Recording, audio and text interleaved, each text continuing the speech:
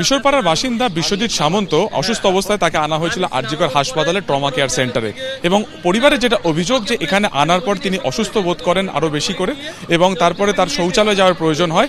ঠিক এই যে ট্রমা কেয়ার বিল্ডিং রয়েছে তার ঠিক গ্রাউন্ড ফ্লোরে তিনি বেশ কিছুক্ষণ বসেছিলেন এবং তারপরে তিনি এখান থেকে তাকে পাঠানো হয়েছিল সুলভ শৌচালয়তে, যা একেবারে মেন গেটের পাশে রয়েছে। সেখানে তিনি অসুস্থ হয়ে যান এবং পরবর্তীকালে তাকে ট্রমা কেয়ারে নিয়ে আসলে তার মৃত্যু হয়। পরিবারের অভিযোগ যে এখানে বাথরুম না থাকাতে তাকে দূরে যেতে হয় এবং সেখানেই কোনোভাবে তিনি পড়ে যান এবং তারপরে তার মৃত্যু হয়েছে।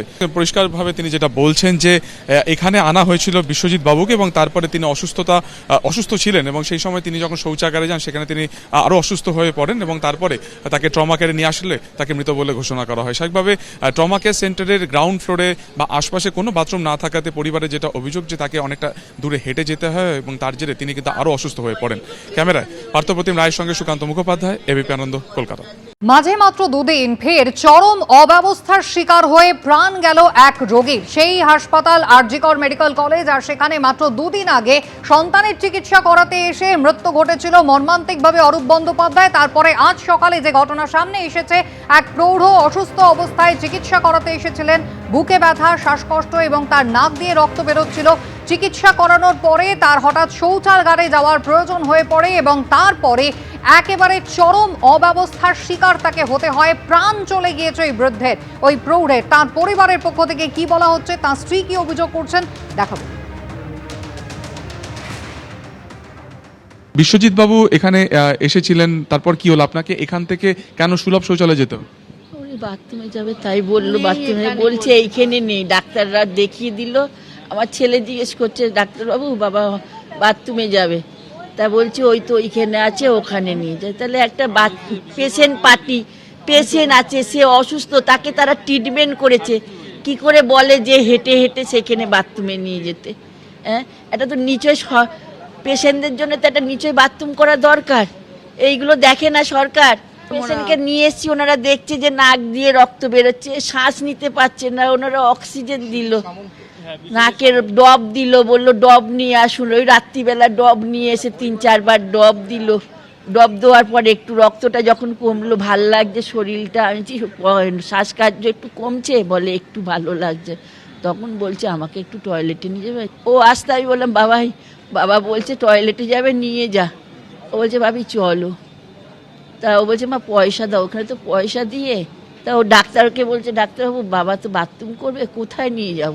বলে ওই তো ওই বাইরে নিয়ে যাও। তা একটা অসুস্থ মানুষ এতটাই হেঁটে গেছে, দোতলায় উঠেছে, সে কি আর থাকতে পারে? জিলাম করঞ্জয় আমাদের প্রতিনিধি সরাসরি হাসপাতাল চত্বর থেকে রয়েছেন আমাদের সঙ্গে। জিলাম, গত দুদিন আগে যে ঘটনা ঘটেছিল, সেই শৌচাগারেই যেতে চেয়েছিল ছোট শিশু এবং সেইখানেই মর্মান্তিকভাবে লিফটে আটকে পড়ে তার বাবার প্রাণ গেল।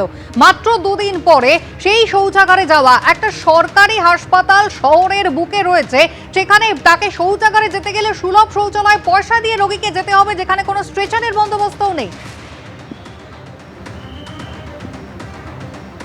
একদমই, তোমাকে প্রথমেই দৃশ্য দেখাবো যারা মারা গেছেন, যে বিশ্বজিৎ সামন্ত তার স্ত্রী স্বজন তারা এখানে বসে আছেন এই ট্রমা সেন্টারের ঠিক বাইরে। আমার সহকর্মী সন্দীপ সাধু খান সেই দৃশ্য দেখাচ্ছে।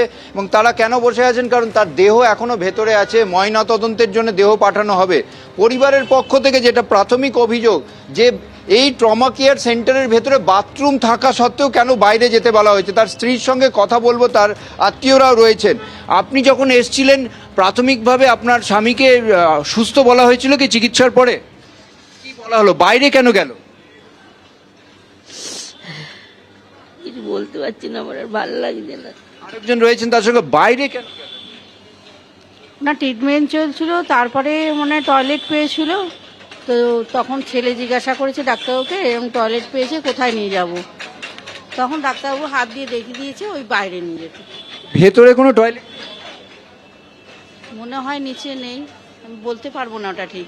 আরো একজন রোগিনী রয়েছেন এখানে, তার সঙ্গে কথা বলবো। আপনি তো এখানে এসছেন, আপনি বলছিলেন এখানে ভেতরে। হ্যাঁ, আমি পোড়া সেন্টারে ভর্তি ছিলাম, যেখানে পড়ে যায়, সেখানে তো বাথরুম ছিল, আমি তো নিজেই বাথরুমে যেতাম। এইখানে অনেক দিন আগের কথা, বুঝেছেন? তাই আমার তো মনে হয় প্রতিটা কক্ষেই বাথরুম থাকা উচিত, করা উচিত বা থাকা উচিত।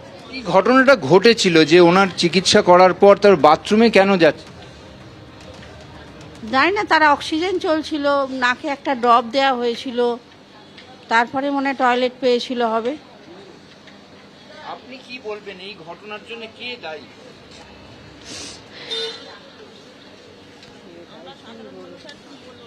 দেখতেই পাচ্ছ শোক সন্তপ্ত পরিবার, যেটা হাসপাতালের তরফে বলা হচ্ছে যে চিকিৎসক প্রাথমিকভাবে যা যা ট্রিটমেন্ট করা দরকার সেগুলো করে স্টেবিলাইজ করেছিলেন। স্টেবিলাইজ করার পর তার মনে হয়েছিল যে এই রোগীকে ছেড়ে দেওয়া যায় এবং সেই মুহূর্তে রোগী যেহেতু বাথরুম যেতে চায় তাকে বাথরুম যেতে বলা হয়।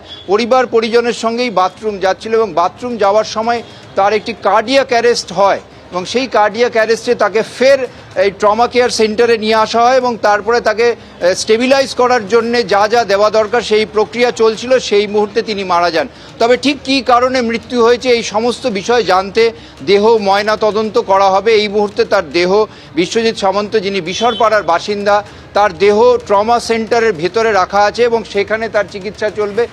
সেখানে তার দেহর চিকিৎসা যেখানে চলছিল সেখানেই রাখা আছে এবং তার দেহ এরপরে ময়না তদন্তের জন্য মর্গে নিয়ে যাওয়া হবে। তবে ময়না তদন্তের আগে ঠিক কি হয়েছে, হাসপাতালের তরফে কি বলা হচ্ছে, যেটা হাসপাতাল সূত্রে বলা হচ্ছে যে তিনি যখন হাসপাতালে আসেন তার শ্বাসকষ্টের সমস্যা ছিল এবং তার যে বিভিন্ন প্যারামিটার সেগুলো স্টেবিলাইজ করা হয়। স্টেবিলাইজ করার পর তিনি বাথরুম যেতে চান এবং তাকে পরামর্শ দেওয়া হয় বাথরুমে যেতে এবং পরিবারের তরফ থেকে যেটা অভিযোগ যে বাথরুম যেতে বলা হয় এই ট্রমা সেন্টারের বাইরে যে বাথরুম আছে সুলভ শৌচালয় সেখানে যান। সেখান থেকে তিনি আবার ফের একটি কার্ডিয়াক অ্যারেস্ট আক্রান্ত হন এবং সেই অবস্থায় তাকে ট্রমা সেন্টারে নিয়ে আসা হয় এবং নিয়ে আসার পর তিনি সুস্থ হচ্ছিলেন না। যতগুলো চিকিৎসা দরকার স্টেবিলাইজ করতে সেগুলো করা হয়, তারপরে তার মৃত্যু হয়। তো মৃত্যু ঠিক কী কারণে হয়েছে সেটা জানতে ময়না তদন্ত করা হবে। দেহ এই মুহূর্তে ট্রমা সেন্টারের ভেতরে রাখা আছে যেমনটা জানা যাচ্ছে।